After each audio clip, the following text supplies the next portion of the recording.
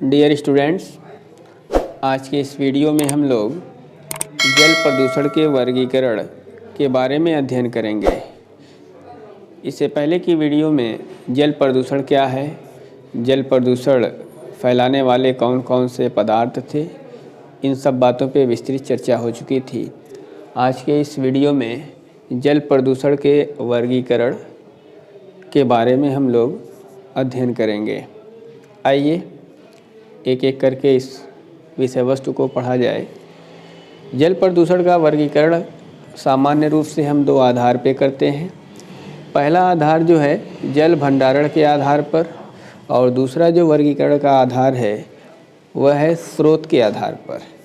तो इन दो आधार पर जो जल प्रदूषण का वर्गीकरण किया गया है, इसमें से पहले बारे में हम लोग पढ़ते हैं। जल भंडारण के आधार पर जो जल प्रदूषण का वर्गीकरण किया गया है, इस आधार पर कुल 4 कैटेगरी में इसे डिवाइड किया गया है।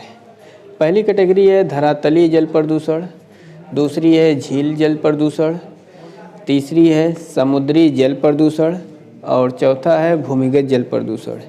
ये सभी वो इकाइयाँ हैं जहाँ पर सामान्य रूप से जल स्टोर होता है और उस स्टोरेज बॉडी के अंदर जल को प्रदूषित करने के बाद जो प्रदूषण उत्पन्न होता है उसे ही हम जल प्रदूषण के नाम से जानते हैं।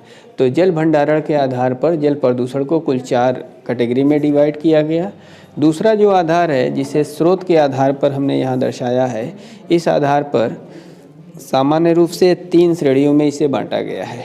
पहला है घरेलू अपशिष्ट से प्रदूषण, घरों में प्रयोग में आने वाले जो डिटर्जेंट जिनका कपड़ा धुलने के लिए हम सामान्य रूप से इस्तेमाल करते हैं, उनसे होने वाले जो प्रदूषण होते हैं उसे घरेलू अपशिष्ट से प्रदूषण के नाम से जाना जाता है।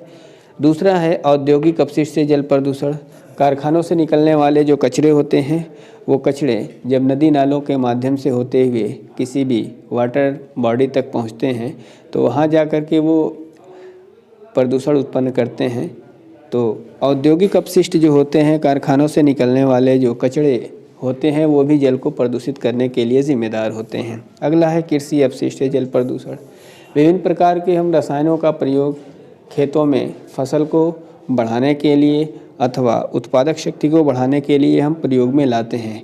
जब वो सभी रसायन पानी में घुल करके विभिन्न तौर तरीकों को अपनाते हुए किसी वाटर बॉडी तक पहुंचते हैं तो वो भी जल की गुणवत्ता को और उसकी जो शुद्धता का लेवल है उसको घटा देते हैं। इस तरह से स्रोत के आधार पर कुल 3 तरीके का जल प्रदूषण है। घरेलू अपशिष्ट से प्रदूषण, औद्योगिक अपशिष्टों से जल प्रदूषण, कृषि अपशिष्ट से जल प्रदूषण। वर्गीकरण के बाद हम लोग ये पढ़ेंगे कि जो जल प्रदूषण होता है उसका प्रभाव कैसे पड़ता है और कौन कौन सी समस्याएं रोग के रूप में उत्पन्न होती हैं।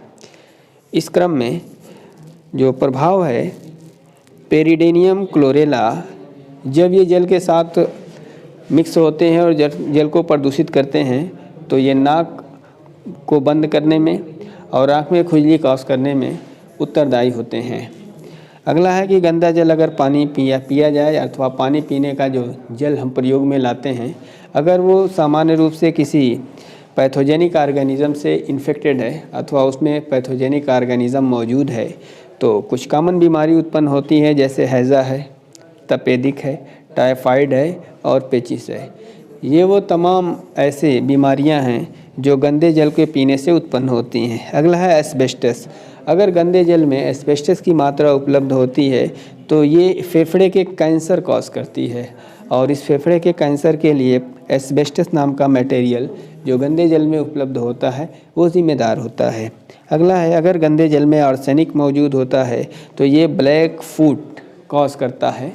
तो आज के इस वीडियो में बस इतना ही। हम आशा करते हैं कि आपको ये वीडियो पसंद आई होगी। मिलते हैं फिर अगले वीडियो में, तब तक के लिए गुड बाय।